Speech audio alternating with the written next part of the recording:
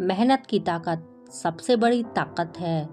जब तक इंसान अपने हाथ पैर खुद चलाता रहता है, तब तक वह रोगों से दूर रहता है और स्वस्थ रहता है।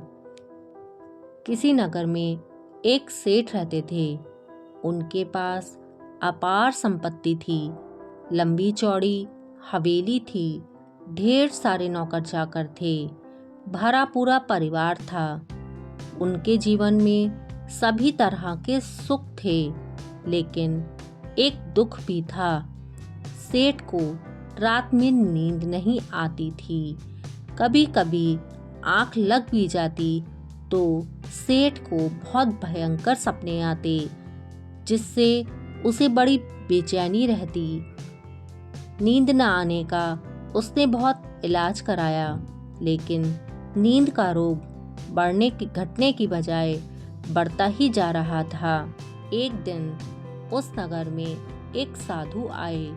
वे घूम घूम कर लोगों का दुख दूर कर रहे थे। जब सेठ को पता चला, तब सेठ भी उन साधु के पास पहुंचा और उसने उन साधु को अपना कष्ट बताया।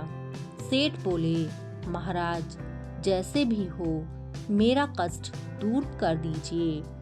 साधु ने कहा, सेठ जी, आपके रोग का एक ही कारण है और वह यह है कि आप अपंग हैं। सेठ ने विस्मय से उसकी ओर देखा और बोला, आप मुझे अपंग कैसे कह सकते हैं? यह देखिए, मेरे सभी हाथ पैर अच्छे हैं। साधु हंसकर बोले, अपंग वह नहीं होता जिसके हाथ पैर नहीं होते।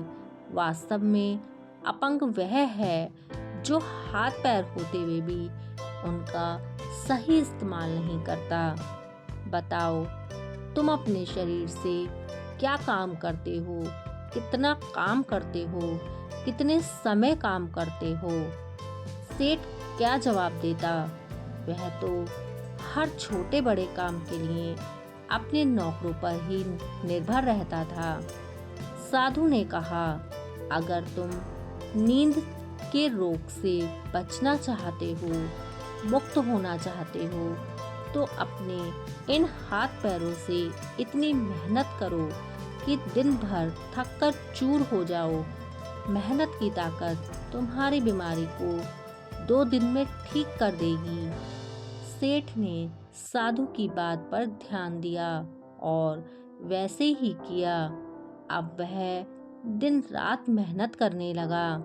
साधु की बात एकदम सही निकली।